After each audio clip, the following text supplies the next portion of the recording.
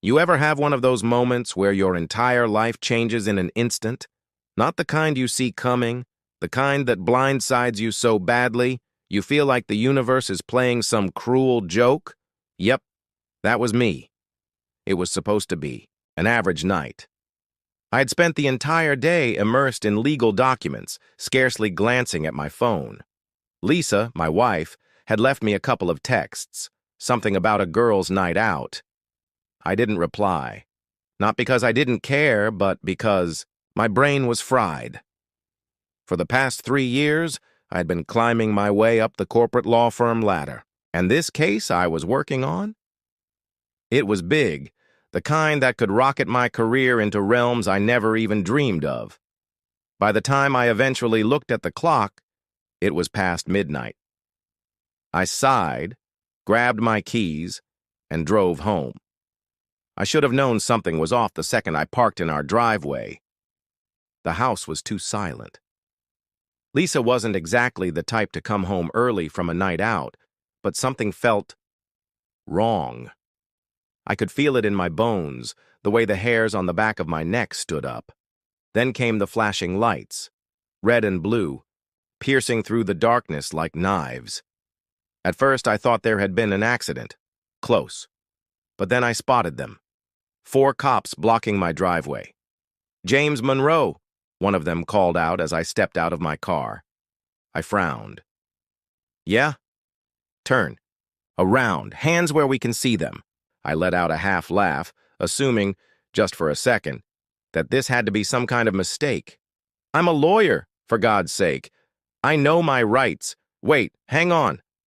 I started raising my hands slightly, still trying to process what the hell was happening. "What's this about?" The cop didn't answer. Another one moved in, wrenched my hands behind my back, and click! Cold metal snapped around my wrists. Handcuffs, real ones. What the hell is going on? My voice rose as dread gripped me. I tried to turn my head, but they were already patting me down, pressing me forward. "I'm a lawyer. You can't just—" "James Monroe, you're under arrest for fraud and identity theft. You have the right to remain silent." "Fraud? Identity theft?" I let out a wheezing laugh. "You've got the wrong man. I'm a corporate attorney. This is absurd." That's when I heard it. Laughter.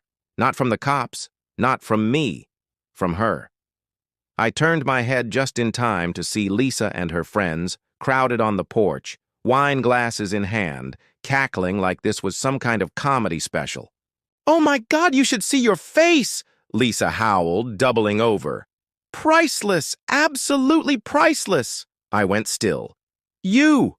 I breathed, trying to comprehend what I was seeing. "Lisa, what the hell is this?" She wiped at her eyes, breathless from laughing. "It's just a prank, baby."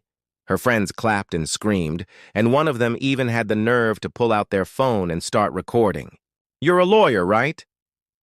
Mia, Lisa's childhood best friend, chuckled. "Let's see if you can talk your way out of this one." The officers weren't in on the joke. That much was clear. They were dead serious.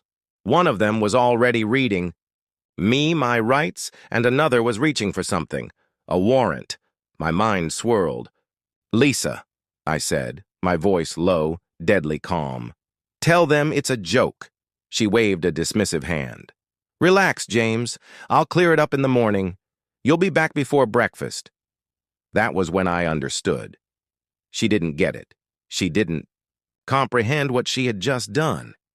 This wasn't a dumb scare prank. This wasn't an innocent joke where you pop out from behind a door with a camera.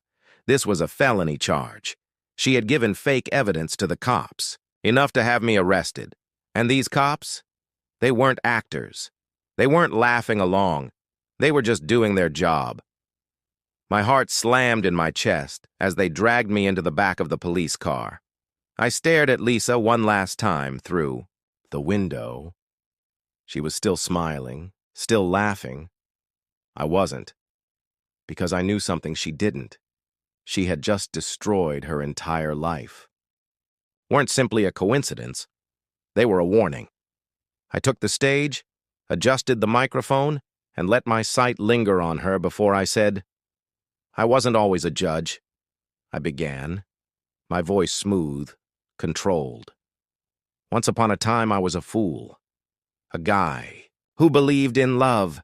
A man who trusted the wrong person. The crowd leaned in, eager for the drama. Lisa grew pale. And then one night, I continued, my voice deepening, that individual deceived me in the worst way possible. They humiliated me, set me up, chuckled as I was brought away in handcuffs. But in the end, I let a slow, knowing smile extend across my face. In the end, they lost. Silent. A piercing, suffocating stillness. Lisa staggered backward. She knew. Everyone in that room knew. She had just become the humor of my victory speech. And the best part? No one even recognized her name. She was insignificant. Just another face in the crowd. And I had won. Her desperate attempt to talk to me, Lisa didn't leave right away. She lingered, waiting for an opening. And when the night was nearly finished, she eventually got what she wanted. A moment alone with me. I let her have it, because I wanted to witness exactly how damaged she had gotten. She reached for my hand, like I was still the man she had married. "James," she whispered, her voice shaking. I don't even know what to say." I raised an eyebrow. "You don't?" She swallowed hard. "I was dumb. I was selfish. I never meant for things to go that far. You have to believe me." I let out a quiet chuckle. "Believe you?" I echoed, tilting my head. "Why?" Lisa flinched. I drew closer, observing the way her breathing accelerated. "I gave you a life most people dream of," I said, my voice calm. "And you ruined it. You laughed while you did it. And you thought I'd come back?" Tears welled in her eyes. I thought I was young and reckless," she said, her voice shaking. "I thought you would forgive you," I ended for her. She nodded. I leaned in, just enough to watch her shiver. And then I uttered the words that broke whatever was left of her. "Lisa, I don't forgive you." The final goodbye. I witnessed it happen. The moment the last piece of hope evaporated from her eyes. The realization that I wasn't furious anymore. I wasn't carrying a grudge. I was simply done. And that was worse than any retaliation she had imagined. I turned away, without another word, without looking back. "Lisa." She stood there, speechless, for the first time in her life. And that was the final time I ever saw her, because Lisa was already gone. She just hadn't realized it yet.